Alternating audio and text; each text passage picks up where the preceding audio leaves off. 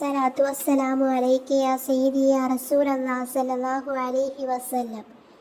7 ദിവസത്തിനുള്ളിൽ സൂറത്തുൽ ഫത്ഹ് ഓതിയാൽ എന്ത് വിചാരിച്ചാലും അള്ളാഹു നടത്തി കൊടുക്കും. പരിശുദ്ധ ഖുർആനിലെ 48-ാമത്തെ അധ്യായമായ സൂറത്തുൽ ഫത്ഹ്.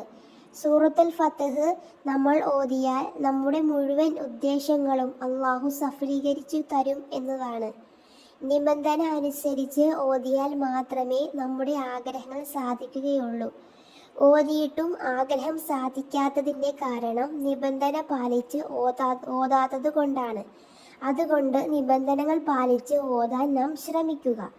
കുറച്ചു കാര്യങ്ങൾ നമ്മൾ ശ്രദ്ധിച്ചാൽ ഓതിയാൽ നമ്മുടെ ആഗ്രഹങ്ങൾ സാധിച്ചു കിട്ടും എന്നതാണ്. മാത്രവുമല്ല, കടമുള്ള ആളുകൾ അല്ലാഹു സുബ്ഹാനഹു വ തആല കടം വീട്ടാനുള്ള മാർഗങ്ങൾ എളുപ്പമാക്കി കൊടുക്കും. കടം ഉള്ളവർ വളരെ ഉപകരിക്കുന്ന സൂറത്താണ് സൂറത്തുൽ ഫത്ഹ് എന്ന് പറയുന്നത്. അതേപോലെ തന്നെ വീടില്ലാത്തവർക്ക് വീട് വെക്കാൻ ആഗ്രഹമുള്ളവർ സൂറത്തുൽ ഫത്ഹ് ഓതിയാൽ വളരെ ഉപകാരമാണ്. ഈ പറയുന്ന രൂപത്തിൽ ഓതുകയാണെങ്കിൽ അല്ലാഹു സുബ്ഹാനഹു വ തആല വീട് വയ്ക്കാനുള്ള മാർഗങ്ങൾ വഴി ഏതാണോ ആ വഴികൾ തുറന്നു കൊടുക്കും എന്നതാണ്. അങ്ങനെ തുടങ്ങി പല ആവശ്യങ്ങൾക്കും സൂറത്തുൽ ഫത്ഹ് ഉപകരിക്കും എന്നാണ് ചുരുക്കം പറഞ്ഞാൽ. ഇനി നമുക്ക് എന്തെല്ലാം നിബന്ധനകളാണ് പാലിക്കേണ്ടത് എന്ന് നോക്കാം. ഒന്നാമത്തേതെന്ന് പറയുന്നത് നാം ഓതുന്നതിന് മുമ്പ് വുളു ഉണ്ടാവുക എന്നതാണ്. വുളു ചെയ്താണ് ഓതേണ്ടത്. അപ്പം ഓതുന്നതിന് മുന്നേ നമ്മൾ ഒതു എടുത്തിട്ട് വരിക. രണ്ടാമത്തെ നിബന്ധന എന്ന് പറയുന്നത് കിബിലക്ക് മുന്നിട്ട് വേണം ഓതാൻ. കിബിലക്ക് നേരെ തിരിഞ്ഞ് വുളു എടുത്ത് കിബിലക്ക് നേരെ തിരിഞ്ഞ് വേണം ഓതാൻ വേണ്ടി തുടങ്ങേണ്ടത്.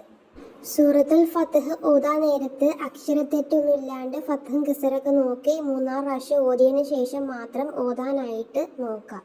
ഇനി മൂന്നാമത്തെ കാര്യം എന്ന് പറയുന്നത് ഖുർആൻ എടുത്തു തന്നെ ഓതാൻ ശ്രമിക്കണം. മൊബൈൽ ഫോൺ എടുത്ത് ഓതരുത്. പവിത്രത മനസ്സിലാക്കി അദബോടെ കൂടെ വേണം നമ്മൾ ഓതാൻ. നല്ല ഭയഭക്തിയോട് കൂടി കിബിലക്ക് മുന്നിട്ട് വുളു എടുത്ത് ഒക്കെ വേണം ഓതാനായിട്ട്. നമ്മൾ മൊബൈൽ ഫോൺ എടുത്ത് ഓതുന്നവരുണ്ട്, പക്ഷെ ഒരിക്കലും അത് പാടില്ല. നമ്മൾ ഖുർആൻ എടുത്ത് പവിത്രമായ ആ ഖുർആൻ എടുത്ത് വേണം നമ്മൾ ഓതാൻ വേണ്ടിയിട്ട്. ഇങ്ങനെ ഓതാൻ ശ്രമിക്കുക. അതേപോലെ തന്നെ നാലാമത്തെ കാര്യം എന്ന് പറയുന്നത് ഓതുന്നതിനിടയിൽ ഒട്ടും സംസാരം പാടില്ല. ഇനി അത്യാവശ്യമാണ് എങ്കിൽ മാത്രം ഖുർആൻ അടിച്ചു വച്ചിട്ട് സംസാരിക്കുക. സംസാരം കഴിഞ്ഞതിന് ശേഷം ഖുർആൻ തുറന്ന് അഊദു ബിസ്മി ഓതിയതിന് ശേഷം മാത്രം നമ്മൾ ബാക്കി സൂറത്തോ അല്ലെങ്കിൽ തുടക്കം സൂറത്ത് മുതൽ ഓതാൻ ശ്രമിക്കുക. ഒരിക്കലും ബിസ്മിയും അഊദും ഓതാണ്ട് ഖുർആൻ ഓതരുത്. പിന്നെ ഇവിടെ സംസാരിക്കാൻ പാടില്ല എന്നാണ് എങ്കിൽ പോലും അത്യാവശ്യമാണെങ്കിൽ മാത്രം സംസാരിക്കുക. സംസാരം പരമാവധി നമ്മൾ ഒഴിവാക്കാൻ ശ്രമിക്കുക. ഇനി അഞ്ചാമത്തെ കാര്യം എന്ന് പറയുന്നത് നിയ്യത്ത് വേണം. എന്തിനാണോ ഓതുന്നത് അത് നമ്മുടെ മനസ്സിലുണ്ടാവണം. എന്ത് കാര്യം നേടിക്കിട്ടാൻ വേണ്ടിയിട്ടാണ് ആ കരുതലോടെ വേണം നമ്മൾ ഖുർആൻ ഓതാൻ വേണ്ടിയിട്ട്. ആറാമത്തെ കാര്യം എന്ന് പറയുന്നത് ഇതൊക്കെ പുറമെ നമുക്ക് വേണ്ട ഒരു കാര്യമാണ് എന്ത്? വിശ്വാസം. നല്ല വിശ്വാസത്തോടെ വേണം ഓതാനായിട്ട് പോകാനായിട്ട്. നമ്മുടെ കാര്യങ്ങൾ അല്ലാഹു സുബ്ഹാനഹു വ തആല എളുപ്പമാക്കി തരും, അല്ലെങ്കിൽ അതിലൂടെ വാതിലുകൾ തുറക്കപ്പെടും, അല്ലെങ്കിൽ തുറന്നു തരും. എൻ്റെ പൂർണ്ണമായും എൻ്റെ എന്ത് ആഗ്രഹമാണ് അല്ലാഹു തആല ഈ സൂറത്തുൽ ഫത്ഹ് ഓതുന്ന വഴി എൻ്റെ ആഗ്രഹം സാധിച്ചു കിട്ടുമെന്നുള്ള പൂർണ്ണമായൊരു വിശ്വാസം. ഏത് കാര്യത്തിലായാലും അങ്ങനെ നമുക്കൊരു വിശ്വാസം ഉണ്ടെങ്കിലേ ആ കാര്യത്തിൽ അതിൻ്റെ പ്രതിഫലം അതിൽ നമ്മൾ ആഗ്രഹിക്കുന്ന കാര്യങ്ങൾ സാധിച്ചു കിട്ടത്തുള്ളൂ. എന്ത് കാര്യത്തിലായാലും നമുക്ക് പൂർണ്ണമായ വിശ്വാസം ഉണ്ടായിരിക്കണം എന്നതാണ്.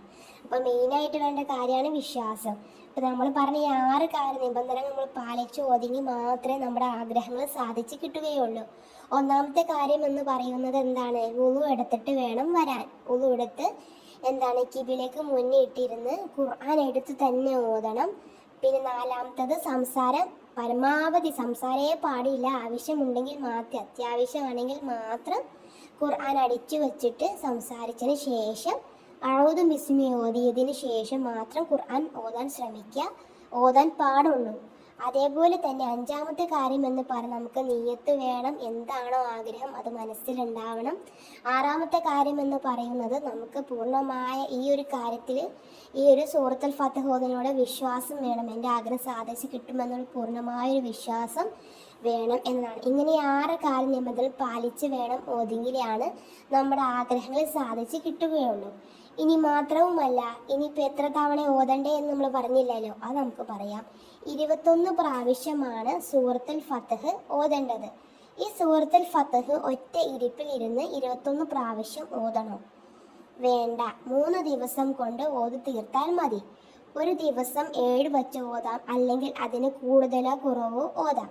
ഇനി 3 ദിവസം കൊണ്ട് 21 പ്രാവശ്യം ഓതി തീർക്കാൻ കഴിയില്ല രീതിയിൽ ആണെങ്കിൽ, 3 ദിവസം കൊണ്ട് ഓതി തീർക്കാൻ കഴിയില്ല എങ്കിൽ കുഴപ്പമില്ല, 5 ദിവസം കൊണ്ട് ഓതി തീർക്കാൻ മതി. ഇനി 5 ദിവസം ഓതി തീർക്കാൻ കഴിഞ്ഞില്ലെങ്കിൽ അവസാനമായിട്ട് 7 ദിവസം മാത്രമേ നമുക്ക് പാടുള്ളൂ. 7 ദിവസം കൊണ്ട് ഓതി തീർക്കാം. ഒരു ദിവസത്തില വെച്ച് നമ്മൾ ഓതാം. 7 ദിവസത്തിൻ്റെ ഉള്ളിലായി തീർക്കണം എന്നതാണ്. അതിന് പുറമേക്ക് പോകാൻ പാടില്ല. 7 ദിവസം, പരമാവധി 7 ദിവസമാണ്. അപ്പം 3 ദിവസം അല്ലെങ്കിൽ 5 ദിവസം അല്ലെങ്കിൽ 7 ദിവസം, ഈ കണക്കിൽ വേണം നമ്മൾ ഓതി തീർക്കാനായിട്ട്. 7 ദിവസം കുറഞ്ഞോട്ടെ, കൂടാൻ ഒട്ടും പാടില്ല. കൂടാൻ നമ്മൾ ശ്രദ്ധിക്കണം. 3 ദിവസം അല്ലെങ്കിൽ 5 ദിവസം 7 ദിവസം, ഈ ഒരു കണക്കിനുള്ളിൽ നമ്മൾ തീർത്തിരിക്കണം. 8ലേക്കോ 9ലേക്കോ ഒന്നും പോവരുത്. 7 വരെ നമുക്ക് പാടുള്ളൂ. അതിനിടയിൽ നമ്മൾ ഓതി തീർക്കാൻ ശ്രമിക്കുക.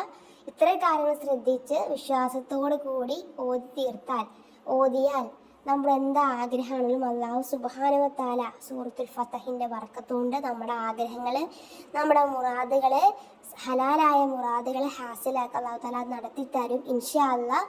അല്ലാഹു സുബ്ഹാനഹു വ തആല നമ്മുടെ എല്ലാവരുടെയും എല്ലാ പ്രയാസങ്ങളും എല്ലാ ബുദ്ധിമുട്ടുകളൊക്കെ മാറ്റി തരുമാറാകട്ടെ. നമ്മുടെ ആഗ്രഹങ്ങളെല്ലാം സൂറത്തുൽ ഫത്ഹ് സൂറത്തിൻ്റെ ബർക്കത്ത് കൊണ്ട് നമ്മുടെ ആഗ്രഹങ്ങളൊക്കെ, ഹലാലായ ആഗ്രഹങ്ങളൊക്കെ സാധിച്ചു തരട്ടെ ഇൻഷാ അല്ലാഹ്. ദുആ വസിയത്തോടെ. അതേപോലെ തന്നെ എൻ്റെ ഇതുപോലെ നല്ല നല്ല വീഡിയോസ് നിങ്ങൾക്ക് ഇസ്ലാമികപരമായിട്ടുള്ള അറിവുകൾ ലഭിക്കണം എന്ന് താല്പര്യമുണ്ടെങ്കിൽ എൻ്റെ ചാനൽ ഒന്ന് സബ്സ്ക്രൈബ് ചെയ്ത് ഓൾ എന്ന ഓപ്ഷൻ ക്ലിക്ക് ചെയ്ത് വെക്കുകയാണെങ്കിൽ ഞാൻ ഇടുന്ന ഓരോ വീഡിയോസും നിങ്ങൾക്ക് നോട്ടിഫിക്കേഷനായിട്ട് ലഭിക്കുന്നതായിരിക്കും ഇൻഷാ അല്ലാഹ്.